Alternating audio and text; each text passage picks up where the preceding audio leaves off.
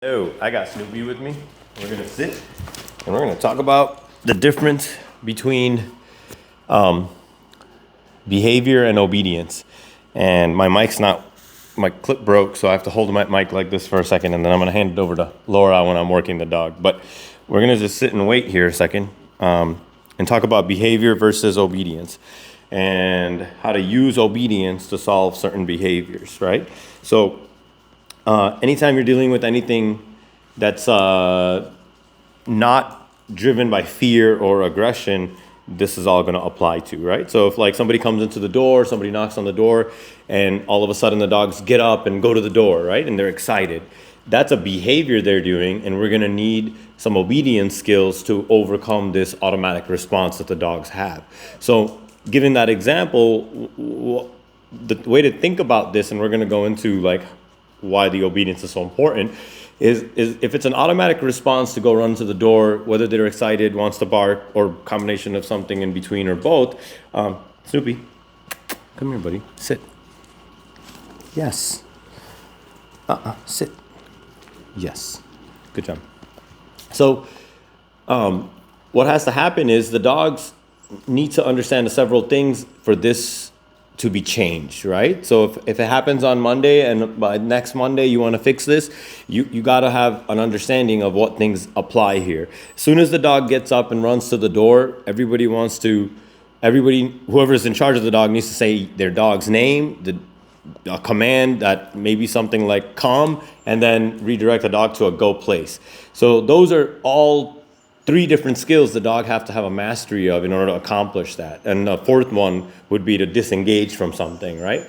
So if a dog gets really into something, you call their name, they have to disengage, respond to the name, then to the come, then to go place. My friend, it's not that boring. I know I'm lecturing, but it's really not that boring. You're cute. You can't have the mic. It's fine.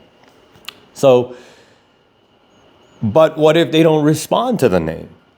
Well, what if they don't respond to the come? And what if they don't respond and go to the go place or stay on the go place? And this is where we need to talk about the importance of obedience and skills in obedience, right?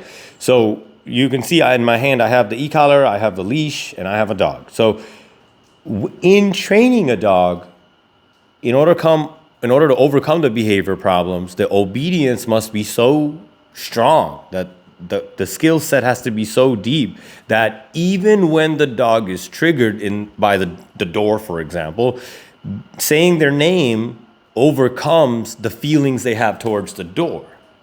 Then saying the word come bears some responsibility and the dog can fulfill it. Then saying go place, there's some initiative so the dog can go to the placement and achieve that, So the success in that moment comes from practicing the skill sets, and practicing good skill sets come from being able to communicate effectively with the dog. This is a theme we're going to hear over and over and over again. So what I'm going to do now is I'm going to use some communication and we're going to do some obedience with Snoopy. Come here, buddy. Come here, sit.